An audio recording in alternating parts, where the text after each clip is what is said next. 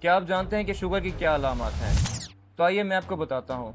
سب سے پہلے اپنے ذہن میں یہ رکھ لیں کہ ہمارے پاکستان کے اندر جو شوگر ہے وہ بہت زیادہ ہے، کیونکہ پاکستان کی پریولنس شوگر کے لیے بہت زیادہ ہے۔ اگر آپ کی ایج 35 ایئر سے پلس ہے اور آپ کے خاندان کے اندر کسی کو شوگر ہے تو اس کا ٹیسٹ جلد از جلد کروائیں تاکہ شوگر کی تشخیص ہو سکے۔